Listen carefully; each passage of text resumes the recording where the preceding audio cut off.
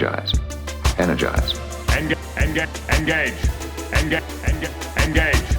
Energize. Engage. Energize. Engage. So be it. I forgot that. All systems operating. All systems operating. I forgot that I have it the velocity set, so you can play it and it's actually quiet if you don't slam it down. It's like Savage life forms never follow even their own rules. How's it going, Al? It's going good, man. We're back with another one of them. Back with another one of them block rockin' treks in the valleys. Yes. Welcome back. I'm Adam Ordall Quinnell. This is what my voice sounds like. Hey everybody, I'm Al Hirt, and this is what my voice sounds like. My sound That sounds is what like, your sounds voice. This is my sound's voice. That's something I learned from Mouth sounds. Your mouth sounds for mouth moves for move tunes. That's something I learned from listening to the Dana Gould Hour or the Dana Gould Hour podcast. They would always have their guests introduce themselves and say, "This is the sound of my voice," and I always found that to be very helpful because, especially when it's just a bunch of people who kind of have similar backgrounds and their voices are kind of the same. But yeah, so we're back with another week of talking about an episode of Star Trek: The Next Generation. We're a non-encyclopedic podcast. We don't really dig too deep. We just chat about the episode and I think we have a good time doing it. I think we have a good time doing it. Quite frankly, I enjoy it. Yeah, it's coming I'm touching along. the mic a lot. Yeah. What at 140? Yeah, this is episode 141 Jeez. of Trek in the Valley. That includes, what did we do? We did Star Trek, the original series. We did all the original series cast movies. We did the J. Abrams. And we did the J. Abrams movies. We did all three. We even did Star Trek Beyond. We did Star Trek Generations where Kirk dies. That was easily one of the He goes into the Nexus. Into the bridge, huh? Into the time ribbon. And he falls. He falls onto a bridge. It like collapses or something. Captain Kirk, one of the most epic characters in the history of sci-fi, fell on a bridge, and he was jumping for a grenade. He was jumping to turn off a missile. Yeah. It was just like to turn off the thing. Spoiler alert, that was what does Al remember this week? Was Al remember? My rosin gummy literally hit when I said, what does Al remember? Shit. It was because I was 100% fine. And then that cheap ass $9 rosin gummy crept up and got in my brain. How you been, man? It's been good. Just chilling. I mean, I don't know. Nothing too crazy has happened. Nothing too crazy has happened. Well, let's Thank talk. God. Let's talk. World Series. Yeah, there we go. So let's talk a little bit about that because we're not giving your assassination coordinates or anything, but you do habitate with the million people that live somewhere near Dodger Stadium. Yeah, and it's a complete nightmare. How's that been? What's it like? Tell me, lay it on us. Tell the audience, what's it like living next to the World fucking Series, bro? It's cool. It's nice, a lot of traffic. Moving on. There's more people. And helicopters. We got, cops here and there. It's like they're all expecting something to happen, but then they all just leave, by the end of the night, especially when the Dodgers lose. So hopefully if they don't lose, they'll leave early, Maybe it's like a dip in the middle, around the 7th inning, just like how there was people in the stadium that just leave early, even if it is the World Series. Oh, yeah, dude. You got to beat the traffic. It's crazy. I don't know. It's like some people leave early. Let me tell you a story. But you got to stay the whole time. Absolutely. No matter what happens. Absolutely. I watch every minute of a band's set generally. Yeah, are you like the headliner stuff? I always try to see the openers. Sometimes I miss the opener if I know who they are and I don't care and I want to. Well, because it's like if I like them, you gotta get food by the venue. It's like you got But yeah, I like going to see the openers. Sometimes the opener is the person you're there to see, and you can potentially skate early. That's what a lot of people do. Hey, that's what I'm saying. There's that dip. that dip, the 7th inning dip. But we'll see. We'll see what happens with what's going to happen tonight. Is it 2-2? This is what it is in the future. Is it 2-2? Yeah, right now, whereas we're recording, it's 2-2. So the Dodgers lost last night. Yeah. That's why people at work today were sad.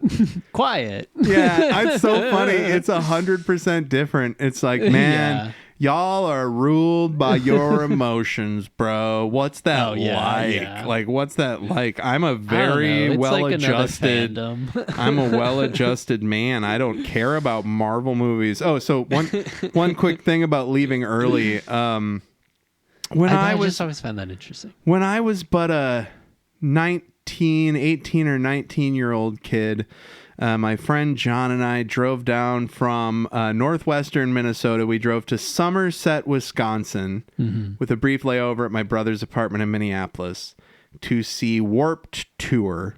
Oh. And it was when Warped Tour had linked up with the Blink-182 tour that summer. It was 2001. And one of my favorite bands in the world, the Alkaline Trio, was opening for Blink. And it was such a big fucking deal because Blink-182 was the biggest band in the world, and it was hilarious that the Alkaline Trio would open for them because they were very, very good. Yeah. And so we went to Warped Tour, and the way they did it was they just kind of put Alkaline Trio on the Warped Tour. So they just did a half-hour set at like 2:30 or 3 in the afternoon, like they're a Warped Tour band, right? Which is fine. I mean, it's festival stuff, right? Right. Festival times. And that was the first time I'd been in like a 15,000 person crowd. Dude. And we got there, and when we finally got through security, we looked at the big board that said who was playing when. We saw that Rancid was on in like 10 minutes, and we ran to Rancid, and we got myself and my friend John got so that we were about 8 feet away, 10 feet away from the stage, just a couple people away from the rail. And Rancid came out, and everybody went, hey, and Rancid was like, hey, and everybody's like, yeah. And I looked behind me, and there's like 12,000 people behind me. Jeez. And I was like, everybody seems pretty fucking excited, bro. I looked at John, and I was like, do you feel like everybody's excited? He's like, yeah. And they opened with Maxwell Murder, and it was the most aggressive mosh pitting I've ever experienced. And we lasted for most of Maxwell Murder. I got to see Matt play the bass solo, and then John tapped me on the shoulder and was like, we gotta go. And I was like, yeah, dude, there's like 10,000 people behind us. That's stupid. Festivals get crazy, especially where you have like the rail. Not quite. We had like 2 people between us and the rail, because the one time I was on the rail, I thought I was going to die. Yeah. Because it was to the point where... There's a lot of people. So I was a big guy, even a bigger guy then than I am now when I was 19. And the crush for that Rancid set was so hard that I could lift my feet off the ground. Right, yeah. And I was like a big guy. Like that's happened to me at other shows too, but that's where it was like... And then, similar thing when I saw System of a Down and Deftones. But regarding leaving early, my friend John wasn't really into Blink-182. And it was when Blink-182 was on tour for Take Off Your Pants and Jacket, the follow-up to Enema of the State. So it was like their biggest tour fucking ever. And I'd heard the live album and everything, and I was like, holy shit. And like 4 or 5 songs in, John was like, we should leave to beat the traffic. And I was like... I don't know, man. I'm kind of vibing on seeing one of my favorite bands just absolutely play a greatest hits set. And then we left early. And I think about that all the time. I missed that set. It's so hilarious. That's like one of my big concert regrets. That, and I never got to see Alkaline Trio, that same band. They did this thing where when they had 8 albums out, they did a 4-night stand in multiple cities, where on night 1 they played their most recent they played their earliest album back to front, and then they played their most recent album back to front, and they did that for 4 nights. Where like the next night they played their 2nd album and their 7th album, and then they played them all, and then they recorded them. And one of the venues that they rehearsed at, where they did the 4 nights, was First Avenue in Minneapolis, or it might have been the Quest when the Quest was still open, actually. But at any rate, I didn't go, and it haunts me to this day. So anyway, let's talk about Star Trek. But first, we got to kick off the show like we do every fucking week. What does Al remember? you pick? That's just like such a haunting song. It never gets old to me. I think that I did a really good job on that because it never gets old. I'm just like, yeah, I love it. I love it. You should hear one of the ones for the new pod too. It's the same thing. It's just fucking creepy as hell for no reason. Like, it's not a creepy segment at all. But yeah, so for what does Al remember this week? Oh, yes. When we ask ourselves the titular question of this segment, what does Al remember about Star Trek T original series, season 2, episode 4, Mirror, Mirror. Mirror, mirror. Mirror, mirror. I have no... Is it like the alternate universe? And then they have like mustaches? I'm on the nose. Yeah, It's on you the got nose. it. Yeah, I was giving you a signal because we don't do a video because Right, that's right. not what a podcast is. Everybody, when we started this podcast, I would say, "Hey, I got a podcast at the dispensary." The guy that takes my card, he would be like listening to a podcast, and I'd be like, "I'm a dumbass." I'd be like, "Hey, I have a podcast," and he'd be like, "Is it on YouTube?" No, motherfucker, it's like the radio. Anyway, so Mirror, Mirror, yes, it's the alternate universe. How do they get to the alternate universe, Al? Like a ship floating. No, this is to beaming. the- This is beaming. out. Oh, their transporter fucks up. There's a transporter incident Oh, where is it the one where Kirk comes out all sweaty? there's or a is lot that the of one where he gets like an evil? That's his evil alter ego. there's a couple of so this This is the one with the mustaches, though, right? yes Okay. yes so Captain Kirk's landing He party goes to the Nazi world. the basically. Terrans The Terrans. yes That's right. And then one of the best parts is that cutaway where Kirk's like, "Oh my God, that means all of them are on the end of the universe. I hope Spock and the gang have everything handled. I imagine Kirk goes, imagine what trouble they're causing on the Enterprise, and it cuts to Spock like just throwing him in the brig, like he's get in there, you alternate universe okay, scamps. Now that we know that, he's like, now that we've taken care of that, let's figure out where the actual Let's get Kirk is. back. I just It's love like that. Perfect. Okay. Cut to Spock like brooming them in, like get off the porch, possums. I fucking love it, dude. Yeah, he so immediately knows. He's do like, you "No, remember don't have how? facial hair." Do you remember how they resolve it? No, I have no clue. They do they just get? I don't know. Do they get so bored they're not satisfied? Nah, they Or they try to conquer, but then they get pushed back. They recreate the ion storm that caused them to swap, and they artificially create the ion storm so that they can swap back. But yeah, they push them onto the transporter pad, and they're my like, God. "I will get you!" And, Kirk. Oh man, Shatner really fucking hams it up as alternate Shatner. Yes, I and then he's fucking love like, it, "What's dude." going on here?" And they all have mustaches, And you'd they're think- evil. I love that you'd think that with that episode, the whole pitch would be so a story. Kirk is in the Terran world. B story, the Terran Kirk and his people are causing trouble on the Enterprise, but there is no causing trouble. Yeah, Spock just that's what's immediately is nice. like, "Get in the brig, you scamps, you alternate universe scamps." It reminds me of the other episode too, the original series. I always bring it up because I really like it. It's one of my favorites. But it's when that prison, those prisoners try to take over the Enterprise. Yeah. And I forgot who's on the bridge, but he goes, "You're not giving the right password. That's not the right catchphrase." They're tricking him. Oh, it's what is it? It's Scotty, and it's about like that chess move. Yep. And he's like, "What the fuck are you talking about? The evil guy?" Because he knows he it's catchphrase. Kirk He can't go to it's not passphrase. Kirk. Yeah. It's the bad shapeshifty. It's so fucking funny though. I haven't watched those episodes in a while. I rewatch stuff a lot. Like I don't just watch things wanna once. watch the good But ones. it's been a while. Maybe we should do like a top 10 revisit as like bonus episodes or something. So anyway, that was Oh yes. What? That's what I good remember. job. There you go. Oh, we should That's what, yeah, we'll figure that out for a future one after everything settles down and we wrap up this first season. This first season of Next Generation is so fucking long, dude. They shot like 26 or 27 episodes. Yeah, that's the standard. So anyway, this week we're talking about season 1, episode 22 of Star Trek to Next Generation. Yes. And it is called Symbiosis. That's how they would pronounce it in Venom. Oh, remember yeah. Venom? No. So Jenny Slate was in Venom. I held out on that. You haven't watched Venom? I like Venom so much as a comic character that I'm just like, Eddie. Hey, Eddie. Oh, I'm Venom, Eddie. God, That's how he sounds. I just did a great Venom. There's people listening to this. They're like, oh my God, is that Venom?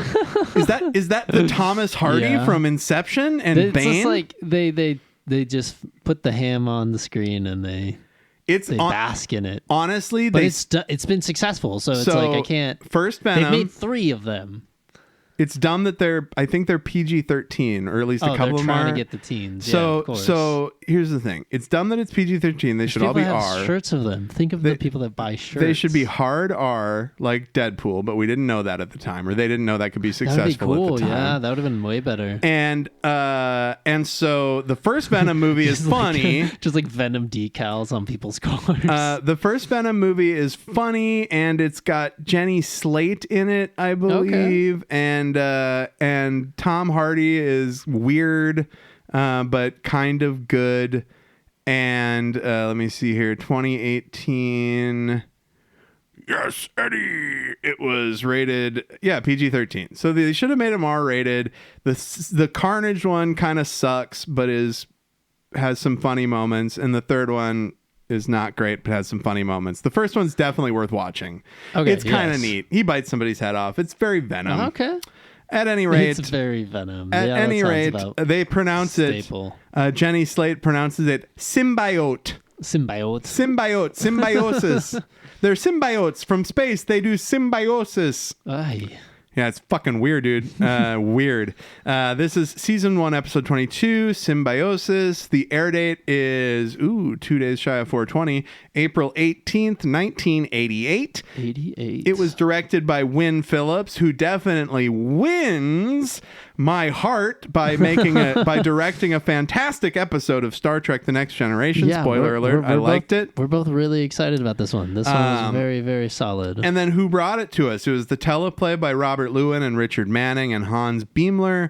Story by Robert Lewin. Shout out. What a good sci-fi story premise, too. Yeah. And I've been thinking about other ways interesting two-planet. There's no crazy laser fights or any bullshit like that. It's just nitty gritty, what ifs. It's just philosophy. And so I think we have to talk about at one point how they're clearly just violating the Prime Directive the whole fucking time.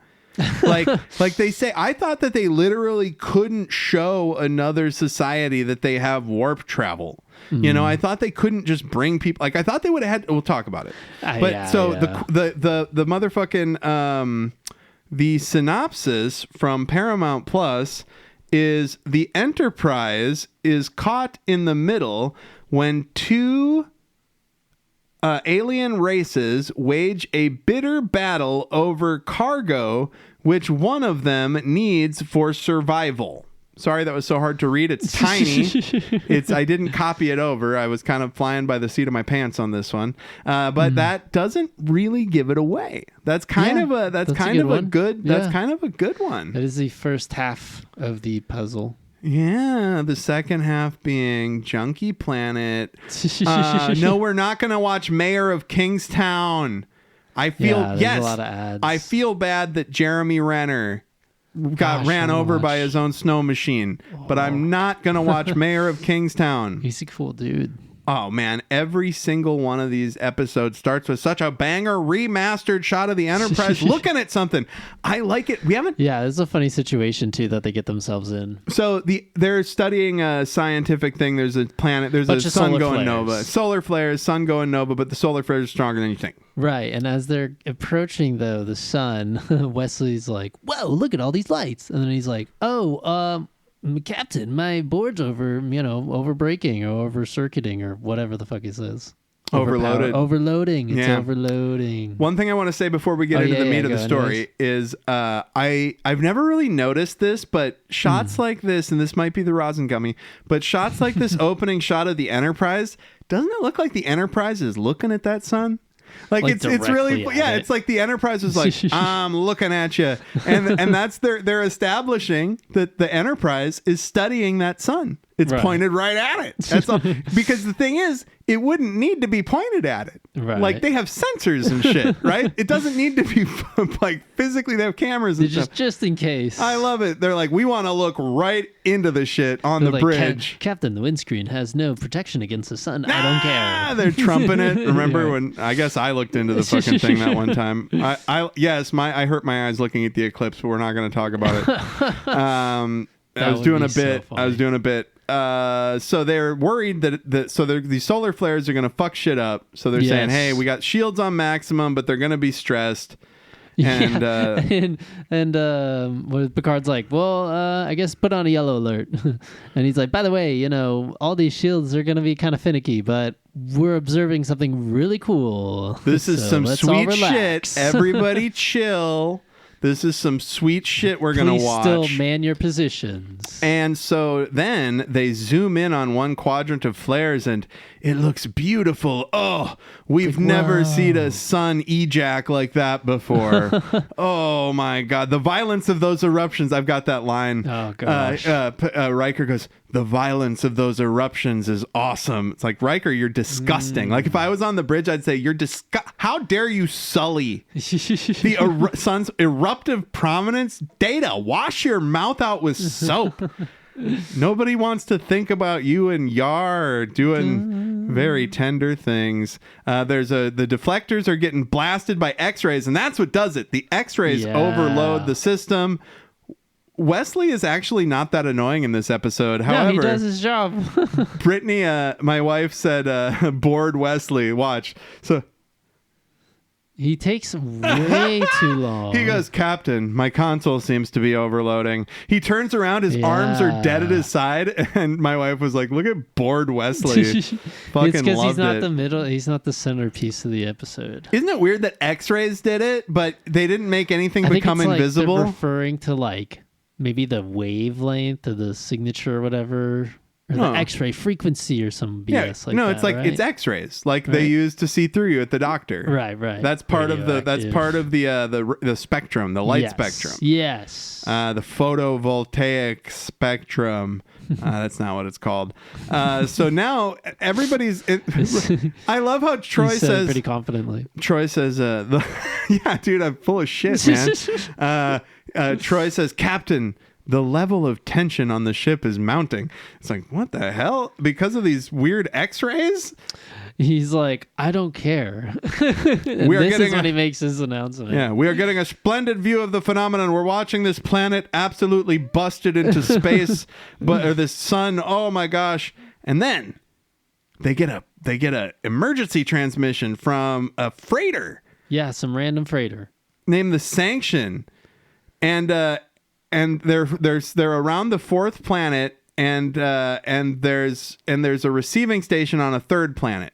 So this ship was going from the fourth planet to the third planet, but it's caught in orbit, and the orbit is no, not into the sun, into the planet, into the fourth planet, and the orbit is decaying. Right, they're having trouble navigating. They can't maintain a steady course. Now this guy's name is T'Jon, and it's very much like a Superman name. Yeah. Or the John Jones, the Green Martian, the Martian Manhunter. Yeah. The Green Martian. He is a Green Martian, to be fair. A stretchy Green Martian. So their orbit is decaying and they're going to die, and Picard's got to figure it out. And this guy, this T'Jon, he seems a little off. Yeah, he seems very casual and a little confused. He seems kind of out of it, kind of disconnected, kind of spacey. Yeah. He looks kind of hungry. He looks kind of sleepy and hungry. Yes. And so Picard is just trying. Oh, there's a great there's a great on-screen effect of them like zooming in on the ship. On the freighter, yeah. We gotta do more side by sides, but we're so busy. Oh my god! So communications are affected by the sun flares. They've got minutes, Worf says, before the ship crushes in the atmosphere, and they can't beam them over. So Picard is just like, look, what's going on with your ship? And then everybody on the other ship starts talking at the same time. Yeah, it's like, it sounds like a bunch of transmissions just rolling over each other. But Picard just like screams. He's like, look, this isn't going to work if everybody's talking at once. Like, I can't help you. We need to help you. If you all talk at once, it's impossible to fucking do this. And so then they chill out and they basically say to John's like, look, we've lost something. I don't know, something. And like, we can't navigate the ship because the engines don't work no more. Right. And so now Picard uses the Enterprise to analyze their computers. Oh, yeah. He goes, have you tried to use a computer analysis? And he's like, no, not really. No, I don't know what the computer's saying. We don't know where it is, dude. This computer is temperamental, bro. Yeah. So they kind of end up connecting a lot of things from the Enterprise, like Bluetooth to the right? to their freighter. Yeah, so Data, they try to grab a tractor beam and pull him out of orbit. It doesn't work. Oh yeah, Yar suggests it. So Picard goes, "We're gonna grab you with a tractor beam and pull you out of orbit." And to John goes, "Hey, that's great." Cool. Hey, he says, "Hey, that's great." And they both look at each other like, "Who the fuck are these yahoos?" Yeah. The beam doesn't work. Problem. The solar interference knocking it out. Yeah, and Picard's like, "I'm afraid that the tractor beam did not work." And the guy's like, "No worries. You tried." Thanks for trying. What else can we do? Yeah. And so what do they find out? They find out that there's something wrong with this engine because of like some configuration of an engine coil. There's a coil that's misaligned in their exhaust fold. Yes, in their exhaust fold. And the guy goes, and Tajan goes, Data explains, he goes, "There's something misaligned here." And the guy goes, "Really?" And Data's like, "Yeah." And he goes, do you have the necessary tools to realign the coil? And he's like, "I don't think so." And you're starting to get a bit better hint about like what is going on with these people. And so basically they beam over the part. Yeah. And he's like, "All right, now all you got to do is install it." And the guy's like, "So how do we do that?" And it's like, "Oh my God." So then they try to beam him out, but they can't. So then Tasha Yar comes up with this idea where she's like, we're going to have them go to their transporter pad. And like you said, right, via BT, we're going to connect the two transporter pads and use the power to beam them up. Yeah. And all the while, they're just taking their time. Oh my God. Like Tasha Yar explaining this so Riker and Yar are in the transporter room. Yeah. And Yar reaches out to the freighter, the Sanction, and she says, "You guys, can you get to your transporter room?" And he goes, "Yeah, it's just right around the corner." And she goes, "Good. Go to your transporter room and stand on the transporter pad." And he's like, "But wait, why don't you just use your transporter?" And she goes, "No, I'm gonna link the two so that we can get enough power to transport you over." And he goes, "You can do that?" Yeah. And she's like, "That's hurry cool. up, man. God damn it." And that's such a great exchange. And he's like, what makes you think that'll do the job? I'm gonna interconnect them. And he goes, "I didn't know you could do that." He's like, "No shit, you didn't know you could do that. You don't know shit, man." And so of course they start to beam them over, but that they don't get people when they beam over. Yeah, they just get a bunch of cargo. And they get a big cargo, and they're like, they beam their cargo over, and Picard's like, Picard are these just people? Gets more confused. He's confused and he's mad. He thinks these people are dummies. He goes, "What's wrong with these people? They beam their cargo over when they're gonna collapse their ship." Cut to commercial. Yeah, he's like, "I don't understand these people." Right. So they've just got a couple minutes. We're losing the freighter. And so Riker's like, "Look, I don't even think this guy cares whether they live or not. Like, I don't know what's going on with them." There's 6 people. There's 6 people that they're going to try to beam over, right? And there's only 4 that end up making it, and the other 2 disappear into the ether, and they're never spoken of again. They're gone. So we've got 4 people that come off the transporter pad. And Riker's like, "Keep on trying," and Yar's like, "I can't." I can. It's too late. Yeah, they're and gone. It's like, oh. They're molecules. They just, oh, that sucks. And we should have known that there was something about this cargo because they don't even really give a shit about the people that weren't there when they got. So 4 people get off the pad.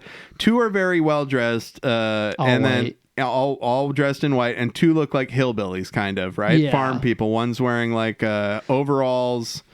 Other guy's wearing like a potato sack that's been fashioned into a shirt. Sweater. Now, I thought Country Mouse City Mouse. I thought Country Planet City Planet, you know? And that's kind of what it is, but for different reasons. And the best part about this is when the Country Planet people are like, you got the cargo? Did you get the cargo? And he's like, yeah. And they're like, we need to see the cargo. Yeah, and then the people all in white that looked like all glamored out, they're like, we need to see the cargo immediately. Yep. And then you just see all 4, you know, they all run into the cargo hold, and they're already starting to debate about how to, you know, distribute the merchandise, basically.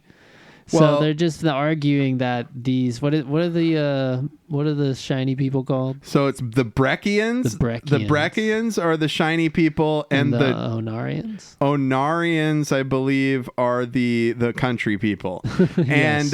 And the Breckians are like, that's our shit. And the Onarians are like, no, we traded you goods for it. And the Breckians like, where are the goods? They exploded. What do you mean? They're in the freighter. Now here's the thing. And it's like, nah. They're not wrong. Yeah. As much as I hate these assholes, they are correct that whatever these dummies did to let that ship become derelict and fucking crash. Also, there's 2 people dead, but they don't really care. They do not give a shit about that. So which Deanna Troi politely points out on the bridge. But anyways, yeah, so they're starting to argue back and forth, and one of the Onarians is like, oh, that's it, I'm just gonna fuck you, and then he just fucking puts his hand out and all of a sudden shocks him. He electroshocks him. It's like he's a mutant. Raiden. He's, exactly. It's like Raiden out of Mortal Kombat. It's like Raiden out of Mortal Kombat, Al. Or Electro from Spider-Man. Or Electro from, those are 2 very good ones. Absolutely. Raiden from Mortal Kombat or Electro from Spider-Man. And then the other guy, the Breckian, shocks him back. Yeah. And they're just shocking. They're having a shocking. They're having a good old shocking tussle. Riker says, hey, knock it the fuck off. And then Yar has to phaser them apart. Yeah. And Yar's like, easy, gentlemen. Play nice. And then security takes them to various places. Yar's like, what the fuck? And how am I going to, you know, fucking hold that all together? Tasha Yar says, exactly. She says a weapon that electrical fingers are impossible to confiscate and formidable. Impossum. We saw a possum this morning on the way to work. It was very cute. Nice. So now we've got another great shot of the Enterprise around a planet, and then we get to the old boardroom. But Riker was like, you think you're going to lose control? And, you know, Yar's like, I don't know, but I better be fucking ready. I hate these motherfuckers. It's already like, established this awkward tension with everyone, you know. And it immediately cuts to the boardroom, or, you know, the senior staff room where they negotiate or whatever. Yep. So we've got the Anarans and the Breckians on either side of the table. Huh. And you hear more of their statements of the establishment is same old, same old. Hey, we didn't get our payment. You don't get the merch, but we need the merch. It's for us. You don't know what's going on. It's medicine, right? And they haven't said the P word yet. Plague. And then Picard is like, Data, what do we know about this system? Yeah, what's going on with this planet? And Data says 200 years ago, there was 2 inhabited planets on the verge of spaceflight, one more advanced than the other. What is it? Or Iranians. And then the Onarians. Onarians. Yeah, the Onarians were more advanced than the Breckians, right? But now it seems to have flipped for some reason. It's fucking weird. Yeah. It's fucking weird. And this is where, as you remembered, Troy points out that the cargo seemed like the most important thing in the fucking world to them, as their friends died becoming molecules into space and nothingness. Yeah, and you know, Picard's like, well, you know what? Fuck this. I'm gonna go find out why. Riker, Data, please come with me. You know, Geordi, or LaForge. You have the bridge? That's LaForge. Geordi's got the bridge. He's got the con. Yes. And so then they dip, and they're basically like, "Hey, what's going on?" And the what is it? Ornarians? Anarians, I believe. They're basically pleading to Picard, like, "Hey, these are critical to our survival. Like, we need this medicine."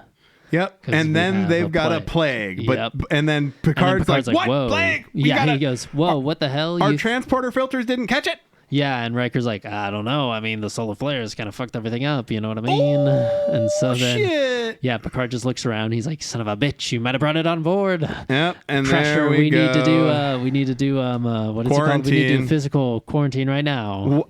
What's it called? We just went through it for 3 years. I know. No, that's good. So now they say that the plague, the suffering the plague is caused because they're not giving them the medicine. So there's a plague. The Anarans they have the plague. The other planet doesn't have the plague. And he's like, "Wait, what do you mean plague?" Picard. Yeah, but a plague? You're saying a lot of things about a plague. You have the plague right now? And they're like, "Yeah, we all have the plague. We're born with the plague. Anyway, we got the plague." Yeah, and he's like, "What? You may have brought it aboard my ship." Now, this is That's a great transition though into why all this shit is going on. And it's a great transition to another fantastic HD remastered shot by the good people at the HD Remastering Star Trek The Next Generation project. Energize. And so we get back from commercial, of course. And the Anarans are sick as hell. They're sweaty. Remember, we know on Star Trek when a character is sweaty, they are not doing good. Yeah, they're shaking. They are shaken bacon. And they're like, "Why don't you have the plague?" And so they're like, "We need our medicine." Beverly Crusher is just absolutely stumped. Yes. And I mean, even at the cargo, like she's describing it as like a really tough, plague, and the Breckians are like, "Yeah, I mean, it's pretty impressive plague. No one's really figured it out ever before." And so Picard and Crusher are on the side, and Crusher's like, "Look, they have the symptoms, but it's like I don't find anything that's technically breaking down their cells. Like, yeah, there's no literally. They look dying. like they got the plague, but they ain't got the plague." Yeah. Yeah. So he's like, "This is kind of bizarre. I mean, if nothing's going on, like what are we gonna do?" And Picard's like, "I mean, we gotta exercise what is it called? Prime Directive. The Prime Directive." Yeah, Picard says, "We're like, losing our professional detachment, Doctor." And she goes, "Perhaps, but Captain, I must tell you, I am developing a very active dislike for these Breckians." And Picard's like, "I get it." And we're gonna find out so much more to hate about the Breckians as this goes on. Oh my god. And these guys are looking so rough. The Anarans are just like, they're all itchy. They got their hands. I love that the guy's looking at his hands because we find out that's how he gets the medicine. He's looking at his hand going, "I wish I was shooting medicine into this hand right now." And Picard's like, "I mean, I think you guys will be all right." And one of them goes, "You don't understand, Picard. Like, if you don't give us this drug, you're not only claiming me and my coworker to death, you're claiming a whole planet of us to death. And you're condemning us all to death, Picard." And Picard's like, "Whoa." And and I turned to Adam and I was like, he didn't know about this like maybe not even 10 minutes ago. So, like, let's pump the brakes here. So then they say, "Hey, look." Yeah, they're lucky they even got beamed aboard via transporter. Which we have to talk about at the end because I think that I was like, what the hell? Saving them violated the Prime Directive in the first place. They should have scanned that ship, saw that it wasn't warp capable, and not done anything.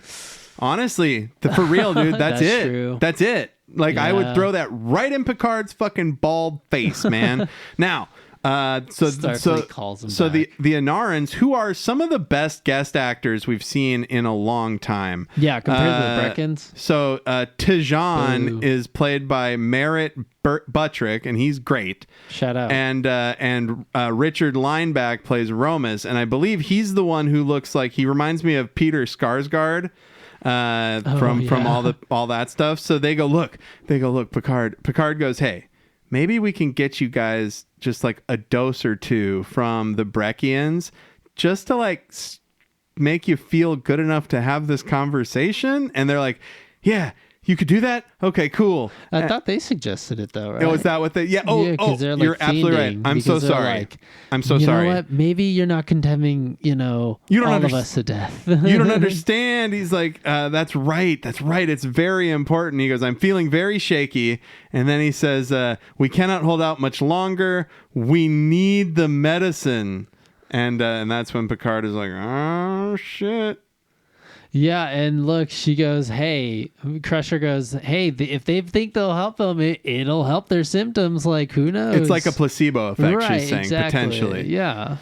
Because it's like if they believe they'll be all right, it'll probably work with him. Yep. And so Picard says, I'll go talk with the Breckians. Yeah. The Breckians are just chilling out drinking mango juice. I hate these motherfuckers. Yeah. They're just kicking it. They're like, hey, I mean, we love all your accommodations. And the other Breckians like, especially the order on your ship and the discipline. It's amazing. Yep. So they go back and forth. And Very posh of them. the Breckians are obviously trying to get one over on Picard. Yeah, they keep particularly the complimenting lady. him. Particularly, Yeah, that was Langor, Kimberly Farr. Langor. So Picard is like, all right, well, and so she goes, okay, look, we're not villains. We'll bust them off a teenth. We'll break off a half gram for them just to show you that we're not monsters, right? Yeah, and then exactly. He goes, no charge, of course. And so they open the cargo, and they've got this machine, and then like all these grains that look like little grains of rice almost. Yeah. And she goes, what does that device do? And he goes, it prepares the measures individual portions for consumption. And he puts one little grain in, and he goes, the dosage is 0.01 milliliters. And she's like, wow, that's a very potent drug, Crusher says. Yeah. And she goes, and the lady goes, in my grandfather's day, the same amount of Felicium would fill this space. We've been refining it and making it stronger and stronger. It's like, wait a second. Yeah, and everybody's like, that's so interesting that it's just one planet dedicated to make one product. One thing, and then they need it to live. Huh, Wow. it is strange. That's so interesting. And Data's got this funny bit where he says there's approximately this many doses here. And they go, Data, shut up. Yeah, Picard's like, stop it, Data. And she goes, Langor says, there is no cure for the plague, but Felicium inhibits the sickness, allowing the Anarans to live normal lives. Normal, laid back, normal, very chill, confused lives. Yeah, and We this have is no when other Crusher was industry. like, what's going on then? That's such a strange disease. And yeah, Langor is like, yeah, it's very unique. It's stumped a lot of doctors. So Right, our doctors don't know shit. We're just glad to provide help here, And so then they say, this is our only industry. Picard is like, your only industry? Yeah, it's like, and she goes, yeah, the Anarans provide us with everything we need. And Data goes, your That's when he society puts it, yeah. dedicated exclusively to the production of a single product. And Picard goes, a product for which you have no use, but with the Anarans cannot live without. And she goes, Langor says, one of life's little ironies, wouldn't you say, Captain? And this motherfucker Sobe, played by Judson Scott, who is just a piece of shit. You could tell he played a villain in a lot of B action movies in the 80s. And he's like, but one, we'd be fools not to take advantage of it. I mean, it's a mutually beneficial, fair exchange. And Picard is like trying desperately not to violate the Prime Directive even more than he already has. Yeah, and it's just so funny too that because Picard even giving his request, Sobe was like, "No, we're not going to listen to him. It's Langor that's trying to break the ice." And yeah, like, she's like, to listen "Hey, to hear them out, we just gotta to show play. that we're merciful." She's like, "We got to play this smart, dummy." Yeah. So, anyways, Crusher brings the dosage to the med bay, and both what is it? The Shajan, Anarans. the Onarans run up behind her. And they're like, "You got the stuff?" Yeah, and she's like, "Do you need help?" And he's like, "No, we're good. We got our stuff." And it's soap. They put this tool together, and it's like something they inject into their hand, and it's kind of cute because one guy injects the other guy first, and then himself. Like if you're in a plane, and they're like, "Put your shit on before you help the person next to you." It's awesome, and then they're immediately high. And you see them close their eyes and roll was their neck around, and they're just shrugging their shoulders, smiling, like, oh, that's what I've been waiting for, baby. Like Pow! Yeah, when you lay down in bed Oh. after like a really long day, or you get that hit of water, that 4 a.m. water, And you it's nice smoke and a cold. massive bong rip, and yes. it just zooms in on Crusher, and she's watching him, and she goes, "These motherfuckers are getting high." Yeah, And she's then just she just- staring at them like it's kind of a scowl, but it's like not really their fault. I think it's her putting two and two together. Oh, she's of, not like- mad at them. Right. She's mad at the Breckians immediately. Exactly. She's like, "I know what's going on Yeah, now." she's putting two together in her head, and you can see her like scold like, Oh these my God. motherfuckers. And there, she's like, "Are you feeling better?" And I was like, "Yeah, dude, we're fine, or whatever." And she marches into Picard's office. She explains this shit is a narcotic, and he goes, "So that means they're all?" And she goes, "Drug addicts," and he goes, "Oh no!" Cut Yeah. to commercial.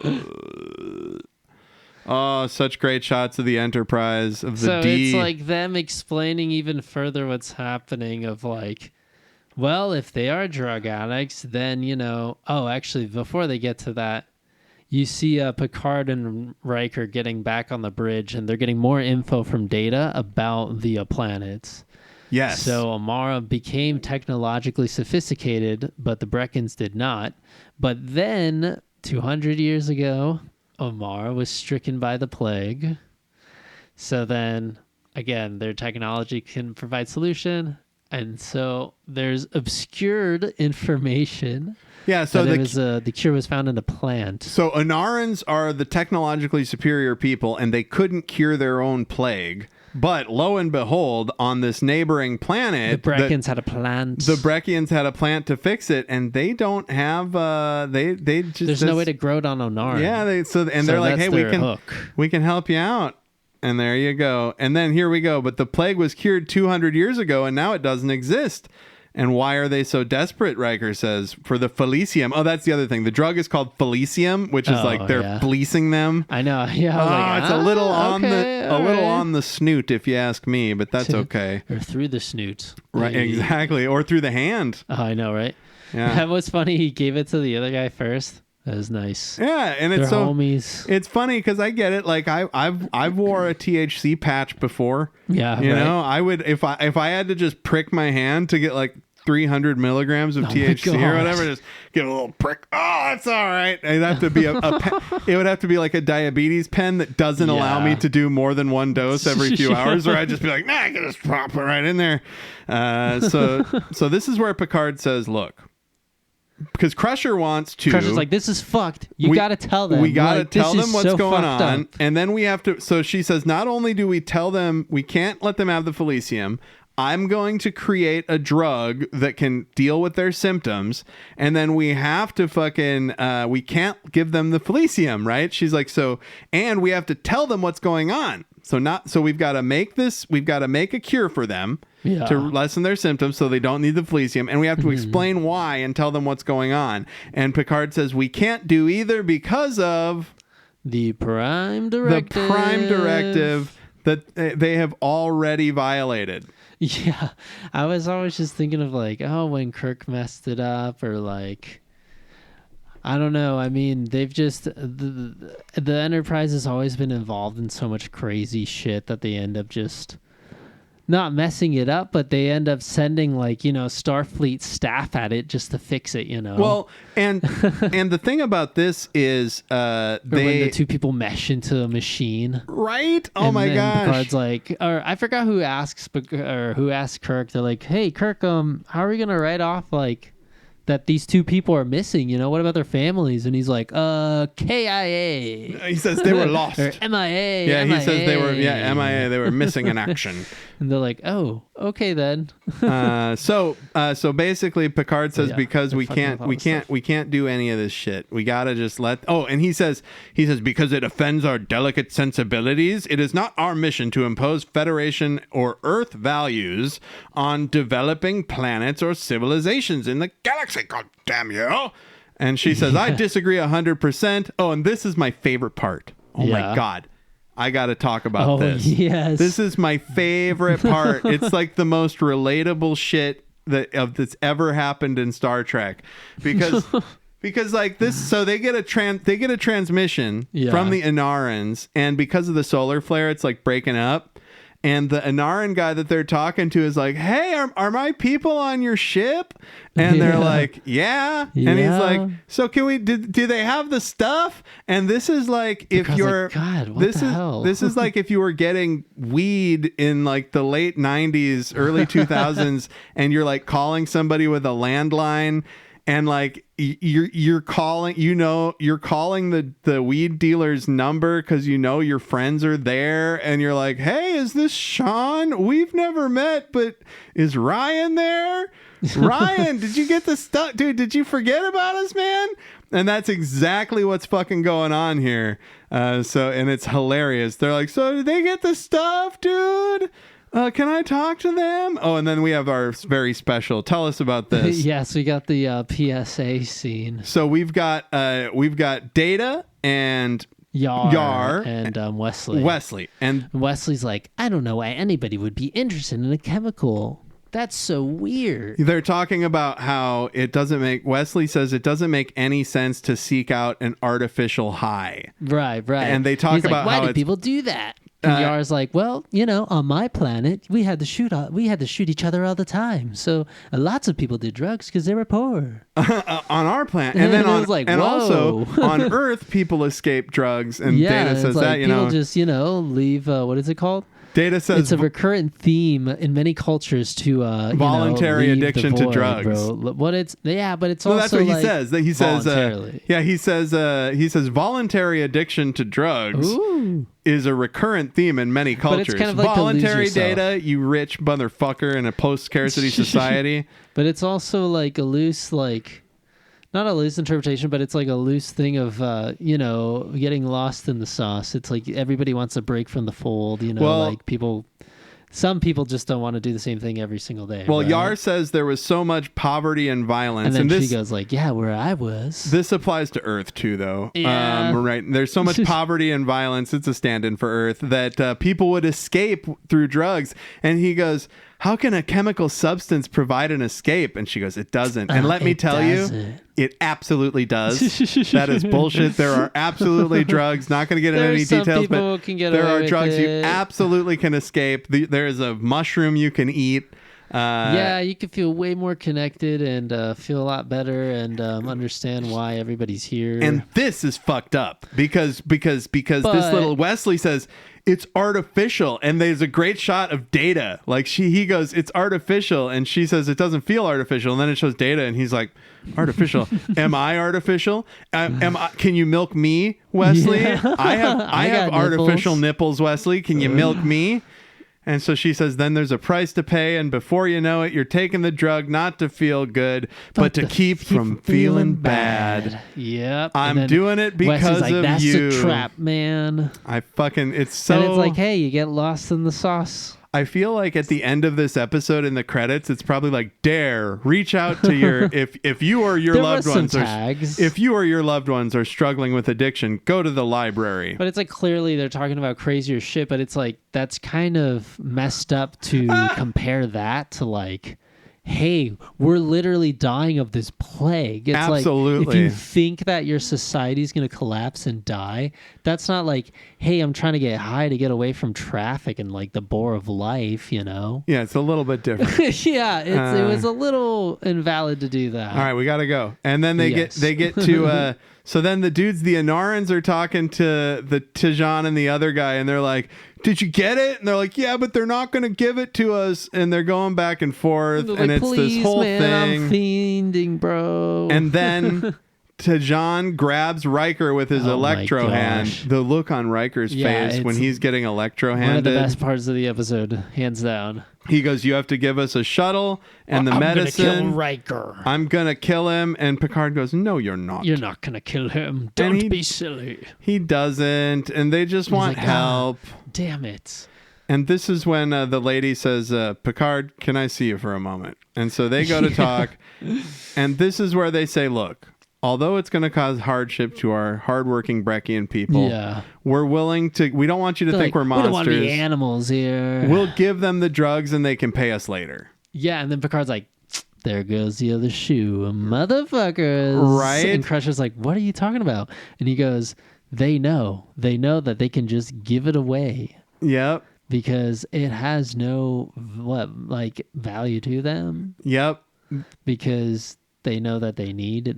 It's not a symbiotic relationship. Yeah. It's a exploitative. or no, it is a symbiotic relationship, But and it's more they're the parasite. exploitative. Yeah. Parasitic relationship. Yes. And she goes, "You're absolutely right, Captain. It's none of your business what we do to these drug-addled hicks." Yeah, and he's like, what's even worse, though, is that they've known that the cure is fine and that it's like all, that it has been cured for over 200 years. And they can't say anything about They're not it. going to say anything about it. And then Crusher's like, you guys were talking about your refinement, and it wasn't even because of you making it better. It was for you to Make it more addictive. to make it more potent. Make you them higher. motherfuckers. Fucking assholes. And she's like, oh, I love the smiling. You caught us. Langor's smiles are so Yeah. great. She's just like, And I'm so No, and devilish. it's so tense though, because they're like, what are you gonna do now? And Picard's like, nothing. 'cause Skylar white ass what do you lady. mean? Like, he goes, I've already done, or he goes, I've already done all I could, or basically, or what I should. And the other Brecken is like, but why are you telling us? And he goes, I haven't provided you with any new information. Like, what I've talked about with you is what you already know. Like, We're just saying it's shit. just Like, we're just saying shit to like drive it to you. Yeah. Like, you're being pieces of shit. you're the worst. basically. We've Yeah. seen a lot of assholes. You're worse than Romulans. Yeah, that's Romulans really, don't dude, it's sell drugs. cursed. But To so, an entire planet, though. right? And then the big twist at the end is Yes. the Breckens and the Anarans come to this agreement. And the Anarans are like, yeah, we'll figure out how to pay you. We Awesome. promise. Yeah, that's so cool. That's We're so cool. so glad we got the stuff. Six. Thanks for fronting. Yeah. Dope, dope, Cool, dope, chill. dope. Cool. Chill, Cool. Yeah, Yeah. and Thanks it for sounds fronting like, us. we'll Thanks for totally fronting pay us. you later. Yeah, We'll it's totally like, get you oh, back. Man. We'll totally. In fact, you can come down. So they're gonna go Yeah. down with them and hang out on Drug Planet, right?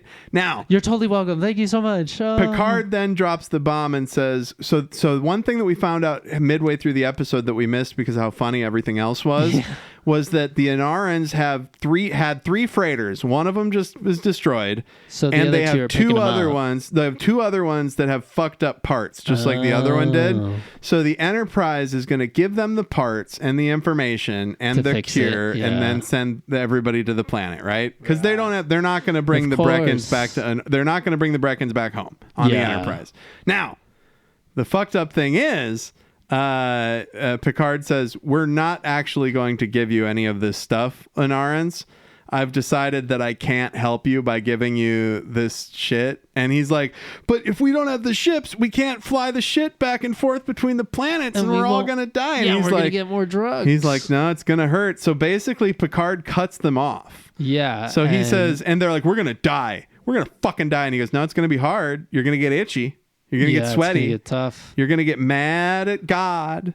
You're going to shake your fist at motherfucking Zeus while you're shitting your guts out in your bed, baby. Yeah, and Langor was like, "What the hell? This is really This fucked is up. not What about your They fucked prime them, too." directive?" And he's like- and Picard's like, "Actually, the prime directive supports this action right here because I'm not even supposed to help you at all. Who says I was even supposed to beam you up? I could have So let it's you supposed to beam you die. I could have let you die, motherfucker. I'm gonna beam you out." I'm going to beam you fucking out for Fuck sure. you. You're lucky that you're not going into the void of space, you weird like, that was pushers. so stupid. I love And this so then, episode. they all get on. He's like, "All right, now everybody get on transporter." Get the fuck out of here. Yeah, and I think it's to John. He's like, "I hope you know what the fuck you did, and I hope you sleep with it every fucking night and every day." And Picard's like, Yeah. "I know." You're fine. And the funny thing is, And he their just boss is like, stranded them. He just stranded them on the planet with all the junkies that Yeah, they've been that was fucking the other over. thing, too. And so as they sober up, they're like, "Hey, wait, we're fine now." And they I look know, at those right? guys and they're like, "You motherfuckers." We got to watch the lower decks. Okay. There's a lower decks about Second Contact here. So this is where Gosh, where one of the better parts of the Crusher's season, pissed many times when Crusher and Picard are at odds, and she's mean, like, it's like- when the oh, go ahead. Felicium runs out, it's gonna be bad, and we could have made their burden easier. And Picard's like, but it's not our place. It's not our place. We could have, perhaps in the short term, but it would have just gotten worse. And so he stops it and he lays it on her. And this is where he says, the prime directive is not just some shit that we do because it's because every fucking time we have ever interfered with a culture, we fucked it up. He says it's not just like a philosophical thing. He's like, mathematically, like if we impose our values on developing cultures that don't have warp travel yet, we fucking ruin them, yo. Yeah. And it's like this is the only thing that keeps us from being good and righteous, and she doesn't like it. And he said history has proved again and again that whenever mankind interferes with a less developed civilization, they, no matter how well intentioned, they fuck shit up. It's invariably disastrous results. And it's like they've even put a group of people that were superhuman on like a distant planet as like an oopsie, my mistake. We didn't know that was the planet. We thought it was a different planet. So it's like, this is Zeta Alpha 4. And she's like, there's only one decision. And she says, I just hope it was the right one. And he's like, we may never know. We may never know. Anyway, peace out. And he's like, Mr. LaForge, take us out of orbit. And LaForge is like, where do we go? And he's like, literally anywhere, please. Get me the fuck away from these weirdos. It's giving like that other episode that we saw on The Edge of Tomorrow, where Kirk is like, let's just go, let's leave. Go out there. When Uhura was like, what's going on? What happened? Kirk is like, we need to leave. We're just leaving. Bye. Let's beam out of here. Peace out. And so Geordi just picks a star system. He's says, like, Riker, that's pretty cool. He says it's the Opperline star system. And Riker goes, we've never been there. Check it out. And Picard says, engage. I love that little last scene, though, with Crusher and Picard, because it's like quite literally the script writers addressing to the audience. Oh, dude, what the hell this is. So, like, why they did what they did. And so the thing that's like they definitely violated the Prime Directive, and that's what's so by saving them, right? Like it's the only option. Like they but of course they also need to respond to a distress signal. But what are they supposed to do? I would love to see like the manual for the Prime Directive. Yeah, right. Like in the decision tree, like do you have to make sure they have a warp engine before you can save them? They're like, wait, do you know about warp? And they're like, what's warp? It's like, let them die. The Breckians suck. We actually talked about all my shit I wanted to talk about while we were doing it. Good. The drug addicts are hilarious. I love when their friends are like, hey, are our friends there? Did they tell you they got the stuff? Did they have a box with them? Did they have a crate with them? Absolutely hilarious. So what did you think? I absolutely loved it. I thought it was like a really like conflicting, philosophical kind of episode. A nice little morsel of like what ifs and oh shits. It's like, oh, what do we do now? And it was funny how simple the argument was of like, well, all the merch just blew up in the freighter, so we're not going to give you the medicine. And it's like, we need it though, we need it. And especially with that leader that's like calling them from the planet, and he's like, we're all gonna die, man, like you're really fucking up, dude. And to John's like, okay, enough of this, I'm going fucking AWOL. And he just grabs Riker. Like that's ridiculous.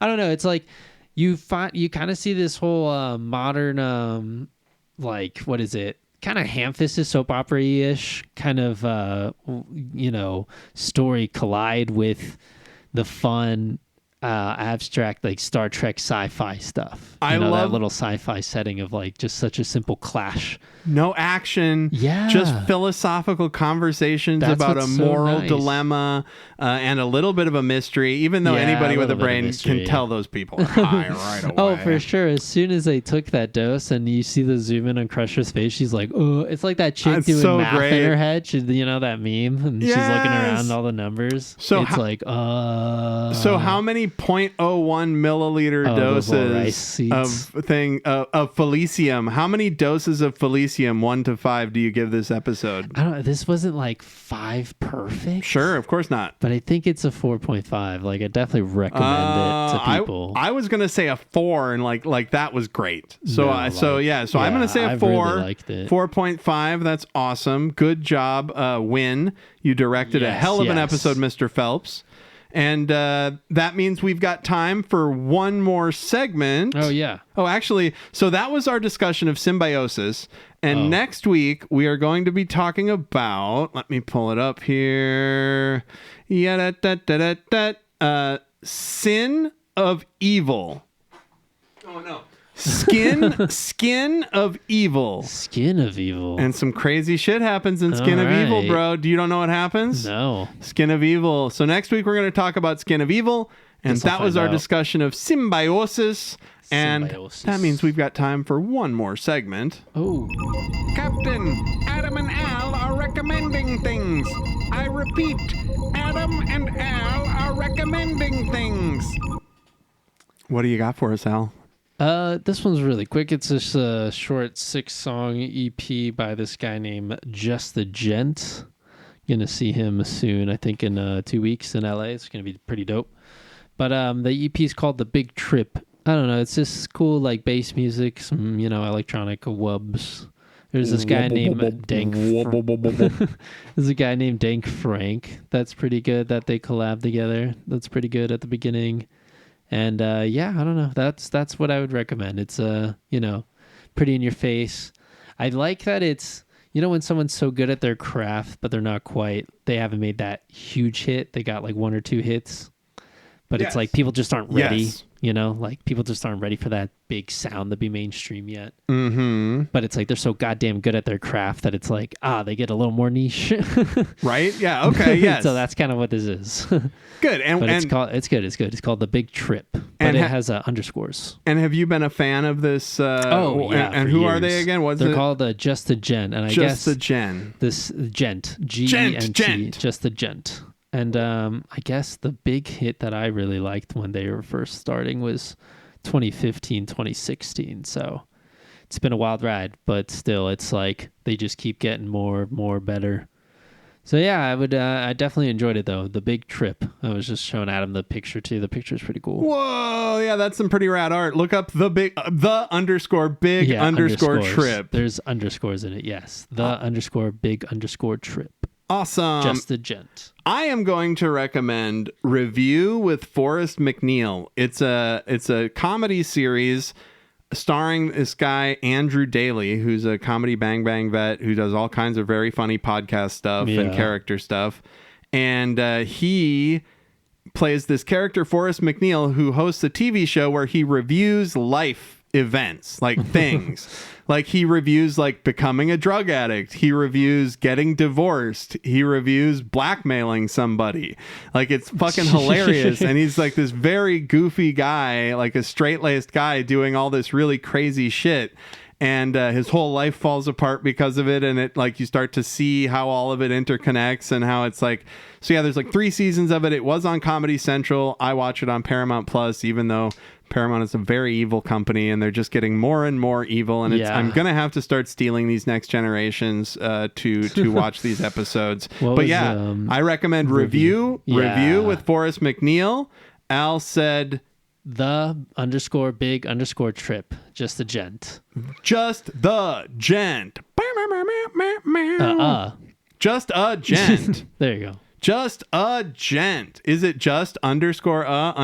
gent? No underscores there. That underscore's in the album, in the EP title. Yeah.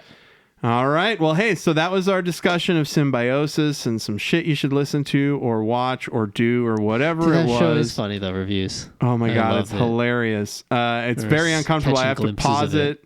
I have to pause it and walk out of the room and shit. I can't. It's too cringe. Dude, Nathan, for you, that's what you should. I can't watch it. I've watched. My buddy Michael always tries to get me to watch that. Good. I've watched some episodes, but hey, that's it. Yes. Thank you so much. Come on back next week, and appreciate you. Peace. Do everything in the bumper. Bye. 141. Trek in the Valley is brought to you by Adam Ordall-Quinnell and Al Hirt. The theme was produced by Al. The episodes are engineered by Adam. You can email the podcast at trekinthevalley@gmail.com, or you can search for us on Bluesky and Facebook as Trek in the Valley and follow us over there. Please be sure to like, subscribe, rate, review, whatever you do on your podcast apps. It really helps us out. And never forget, always explore strange new fucking worlds.